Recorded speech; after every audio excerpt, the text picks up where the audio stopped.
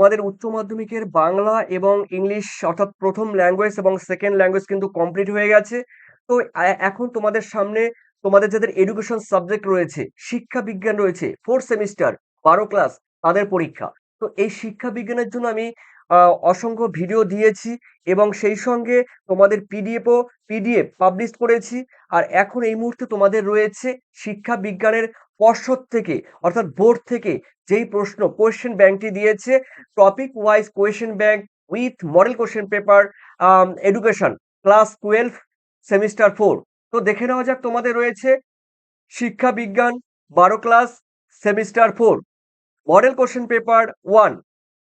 তো এটি তোমাদের দেখো দিয়েছে পর্ষদ থেকে। আমি সম্পূর্ণ উত্তরগুলো তোমাদের সামনে উপস্থাপন করছি।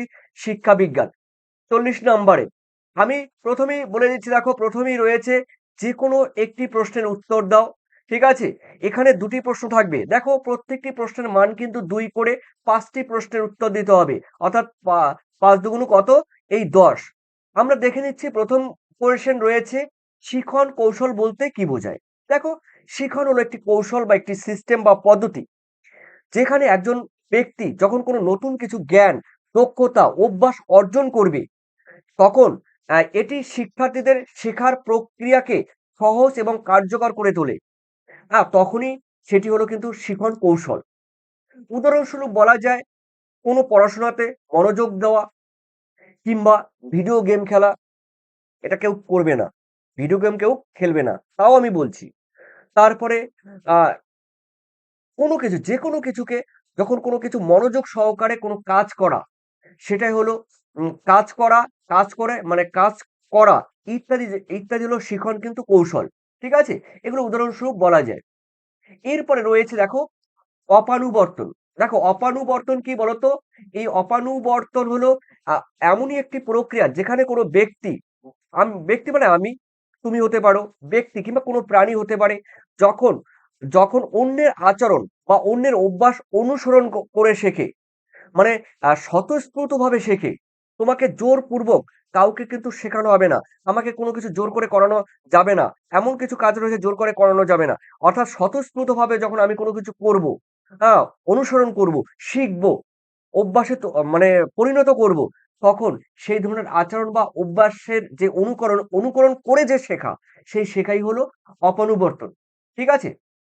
অর্থাৎ স্বতঃস্ফূর্তভাবে যখন কোনো ব্যক্তি আম অন্য কাউকে দেখে শেখে, তখনই সেটা হলো অপনুবর্তন।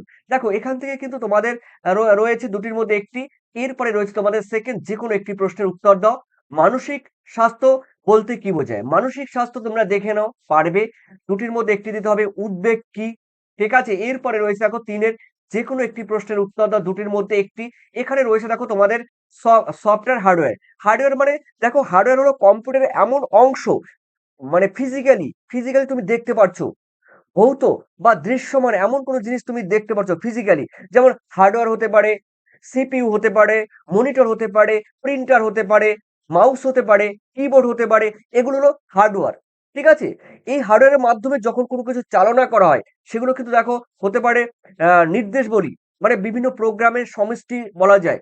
ঠিক আছে? যেমন রয়েছে তোমার বিভিন্ন অ্যাপস রয়েছে, বিভিন্ন সিস্টেম রয়েছে, ব্রাউজার রয়েছে, সেগুলো হলো সফটওয়্যার। ওকে? তোমরা পড়ে নিও। এরপরে রয়েছে দেখো তোমাদের, হ্যাঁ, তবে একটা কথা বলে দিচ্ছি, এখান থেকে কিন্তু প্রশ্ন ভিভিআই থাকবেই। ভিভিআই থাকবে।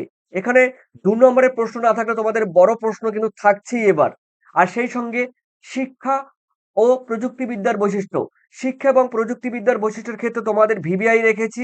আমার পিডিএফ এ রয়েছে। 100% কমন কিন্তু আসবে। তার কারণ শিক্ষা ও প্রযুক্তিবিদ্যার বৈশিষ্ট্য পরীক্ষা থাকতে পারে। নাহলে কোশ্চেনটি ঘুরিয়ে দিতে পারে। তথ্য, মানে তথ্য এবং মানে কি বলবো? প্রযুক্তিবিদ্যার মানে টেকনোলজি, ইনফরমেশন এবং টেকনোলজির বর্তমান শিক্ষা ব্যবস্থায় কতটা প্রভাব ফেলে?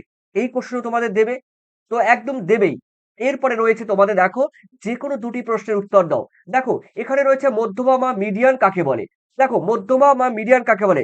যখন আ যখন পরিসংখ্যান বা স্ট্যাটিস্টিক্যাল এর বা যখন কোনো পরিসংখ্যানের মানে ১ম থেকে শেষ পর্যন্ত, অর্থাৎ মানের ছোট থেকে বড়র দিকে মানের ক্রমানুসারে সাজালে যে মাঝখানে যে সংখ্যাটি থাকে সেটি হলো মধ্যমা।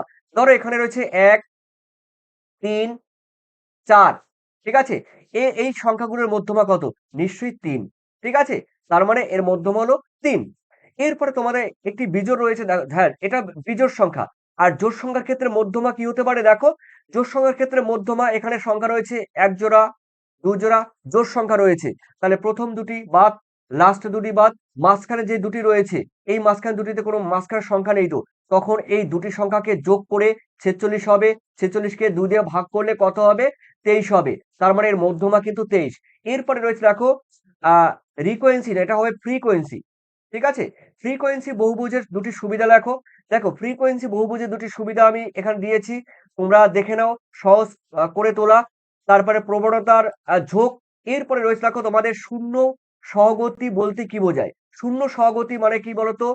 জিরো কোরিলেশন মানে জিরো কোরিলেশন মানে শূন্য আন্তঃসম্পর্ক। কোরিলেশন মানে সহসঙ্গতি বলতে পারো বা শূন্য মানে আন্ত কোরিলেশন মানে আন্তঃসংযোগ বলতে পারো। এটাকে বলে কোরিলেশন আন্তঃসম্পর্ক। ঠিক আছে? শূন্য আন্তঃসম্পর্ক বা সহগতি কাকে বলে? তোমরা দেখে নাও। এরপরে রয়েছে তোমাদের ডি। এই যেই সংখ্যাগুলো দেওয়া আছে রাশিমালার গড় নির্ণয় করো। দেখো এই টোটালটাকে তোমার যোগ করতে হবে। যোগ করে তোমাদের এই সংখ্যাগুলো রয়েছে দেখো ৬৩ পাবে। এই সংখ্যাগুলো কটা রয়েছে? ৭। ৭ দিয়ে তোমরা ভাগ করে দাও। ৭ নং ৬৩। আমি করিয়ে দিয়েছি তোমরা দেখে নাও। এই যে করিয়ে দিয়েছে ৭ নং ৬৩। এরপরে রয়েছে দেখো সেকশন বি তে। বি সেকশনের মধ্যে রয়েছে যেকোনো একটি প্রশ্নের উত্তর দাও। দেখো শিক্ষার তথ্য ও প্রযুক্তিবিদ্যার ৫ টি ব্যবহার উল্লেখ করো। এই কোশ্চেনটি ভিবিআই পরীক্ষা 100% দেবে।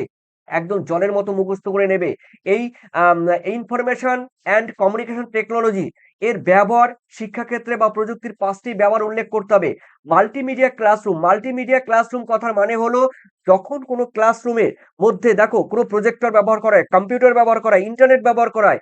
বর্তমানে আরো গুরুত্বপূর্ণ রয়েছে ডিজিটাল প্যানেল যেখানে লেখা হয় বড় কম্পিউটারে যে ডিজিটাল প্যানেল বোর্ডের মতো সেগুলো যখন তোমাদের সামনে শিক্ষকরা উপস্থাপন করবে ওই যন্ত্রের মাধ্যমে ওই ডিজিটাল প্যানেলের মাধ্যমে প্রজেক্টরের মাধ্যমে তখন সেটা হবে আরো কার্যকর তোমাদের দিমাগে ঢুকে যাবে ঠিক আছে তোমাদের বোধগম্য হবে তোমরা তোমরা পড়াশোনার ক্ষেত্রে আরাম পাবে মানে খুব আনন্দ পাবে সেটা হয় মাল্টিমিডিয়া ক্লাসরুম অনলাইন শিক্ষা ই-লার্নিং এই যে অনলাইনে কিন্তু শিক্ষা গ্রহণ করা যায় ঠিক আছে যেমন এই এখন তোমরা অনলাইন থেকে বা ই-লার্নিং থেকে তোমরা কিন্তু এখন আমি ঘরে বসে তোমাদের সামনে আমি এই এই লাইভ ক্লাসগুলো দেই কিংবা তোমাদের কাছে এই ভিডিওগুলো এই যে এখনকার ভিডিওগুলো তোমাদের কাছে পৌঁছাবে সেটাই হলো অনলাইন শিক্ষা বা ই-লার্নিং এগুলো তোমরা জানো এরপরে রয়েছে দেখো ই বুক মানে ইলেকট্রনিক যুগ বলেছিলাম দেখো তোমরা যারা পিডিএফ নেবে এই যে পিডিএফ যারা নিয়েছো এডুকেশনের আশা করি এই যে পর্ষদ থেকে বোর্ড থেকে যে পিডিএফ মানে কোশ্চেন ব্যাংক দিয়েছে এই কোশ্চেন ব্যাংক থেকে তোমরা জানো বাংলায় তো বা ইংলিশে তেমন কোনো কোশ্চেন কমন পড়েনি বললেই চলে তো আমি যেই পিডিএফ তৈরি করেছি তোমাদের শিক্ষা বিজ্ঞান এডুকেশন 4 সেমিস্টারের জন্য এ টু জেড তোমাদের দেখো রয়েছে শিক্ষা বিজ্ঞানের ভিবিআই কোশ্চেন গুলো আছে আর সঙ্গে ট্রিপল স্টার দেওয়া আছে যেগুলো পরীক্ষায় আসবে যেগুলো আসবে আসতে চলছে সেগুলো কিন্তু এই পিডিএফ এ দেওয়া আছে এই পিডিএফ আগে ছিল দেখো 95 রুপিস এখন যারা নেবে তোমরা কিন্তু 70 তে অর্থাৎ 70 টাকা তোমরা পে করলে কিন্তু এই পিডিএফ তোমরা পাচ্ছ হ্যাঁ তবে এই পিডিএফ দেখো তোমরা ঘরে মোবাইলেও ডাউনলোড করে নিতে পারবে আর দোকানে গিয়ে জেরক্স করে নিতে পারবে মোবাইল থেকেও পড়তে পারবে সেটাই হলো কিন্তু ই বুক বা ডিজিটাল লাইব্রেরি 7890404016 এই নম্বরে হোয়াটসঅ্যাপ করবে আর যারা পে করবে দেখো পে করলে 70 রুপিস পে করলে তোমরা কিন্তু 9062386679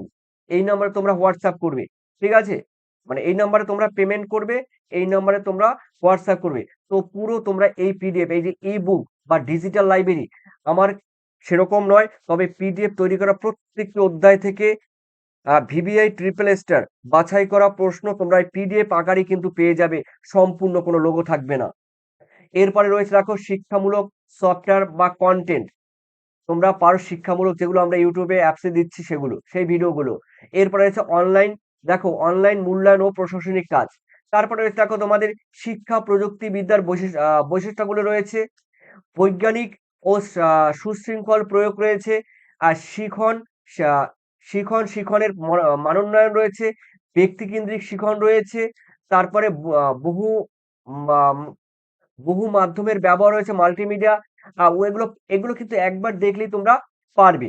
এরপরে রয়েছে দেখো তোমাদের যেকোনো একটি প্রশ্নের উত্তর দাও। কি রয়েছে? মনস্তাত্ত্বিক কল্যাণ বলতে কি বোঝায়? মনস্তাত্ত্বিক কল্যাণের বৈশিষ্ট্যগুলো আলোচনা করো। দেখো মনস্তাত্ত্বিক কল্যাণ কাকে বলে দিয়েছি, তারপরে বৈশিষ্ট্যগুলো দিয়েছি। আত্মগ্রহণযোগ্যতা, ব্যক্তিগত বৃদ্ধি, জীবনের উদ্দেশ্য, পরিবেশের উপর নিয়ন্ত্রণ, স্বায়ত্তশাসন। এরপরে ইতিবাচক সামাজিক সম্পর্ক রয়েছে। এরপর দেখে নাও সচেতনতা কি? আত্মসচেতনতার বৈশিষ্ট্যগুলো কি, কি? আত্ম মানে তোমার নিজের ব্যক্তির আবেগ, চিন্তা, শক্তি, দুর্বলতা এগুলো। এরপরে রয়েছে আত্মসচেতনতার মূল বৈশিষ্ট্যগুলো উল্লেখ করো। দেখো নিজের আবেগ চেনা, তারপরে শক্তি ও দুর্বলতা উপলব্ধি করা, উপলব্ধি। এরপরে মূল্যবোধ ও বিশ্বাস, আচরণ ও প্রভাব বোঝা, আত্মদর্শন বা প্রতিফলন এগুলো রয়েছে। এরপরে তোমাদের রয়েছে দেখো ১০ নম্বরের কোয়েশ্চেন রয়েছে। তো ১০ নম্বরে যেকোনো একটি, ঠিক আছে? এখান থেকে যেকোনো একটি, ওকে? দুটো করতে হবে। তার মধ্যে এখান থেকে অর্থাৎ এই ৭ থেকে একটি করতে হবে। কি বলেছে? যেকোনো একটি প্রশ্নের তোমাদের উত্তর দিতে হবে। এখানে বলা হয়েছে দেখো, ১ম এ রয়েছে প্রেরণা কাকে বলে? দেখো প্রেরণা হলো আ কোনো কোনো লক্ষ্য অর্জনের জন্য মানুষের কাজের প্রতি আগ্রহ ও শক্তিকে চাঙ্গা করে তোলাই হলো প্রেষণা বা প্রেরণা। প্রেরণা মানুষের আচরণ এবং কর্মক্ষমতাকে বাড়িয়ে তোলে। এর প্রেষণা চক্র, এটি ভিবিআই রয়েছে তোমাদের ক্ষেত্রে, আমি সাজেশনে দিয়েছি। যা রয়েছে সাজেশনে আছে। পিডিএফ এ রয়েছে। যারা পিডিএফ নিয়েছো তোমরা জানো, তোমরা অবশ্যই কমেন্ট করবে। এরপরে রয়েছে তোমাদের দেখো প্রয়োজন বা অভ্যাস, অনুভব রয়েছে, লক্ষ্য নির্ধারণ রয়েছে, কর্ম পরিকল্পনা, কর্ম সম্পাদন, ফলাফল মূল্যায়ন রয়েছে। শিক্ষা ক্ষেত্রে প্রেরণার গুরুত্ব রয়েছে। এরপরে রয়েছে দেখো তোমাদের ২ নাম্বারে ব্রুনারের আবিষ্কারমূলক শিখন। শিখন তত্ত্বটি আলোচনা করো। এই তথ্যের শিক্ষাগত তাৎপর্য উল্লেখ করো। এগুলো রয়েছে দেখো।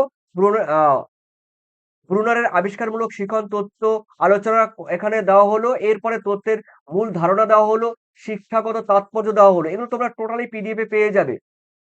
যারা নেওনি, আমি বলব এই পিডিএফ এ তোমাদের থাক না হাতে, যেহেতু তোমাদের দুটো পরীক্ষা হয়ে গেছে। তারপরে আমি বলব যেটুকু হাতে থাক, এটুকু টাইম আমার এই পিডিএফ যদি কাজে লাগাতে পারো, তোমরা ফুললি, হ্যাঁ আমি জোর দিয়ে বললাম ৪০ এর মধ্যে ৪০ আনসার করে দিয়ে আসতে পারবে। ঠিক আছে? আর অবশ্যই তোমরা কমেন্ট সেকশনে তোমাদের মূল্যবান কমেন্ট করে আমাকে জানিয়ে দিও। ধন্যবাদ। ধন্যবাদ তোমাদের সবাইকে। Thank you. বাই, টাটা। Best of lakh.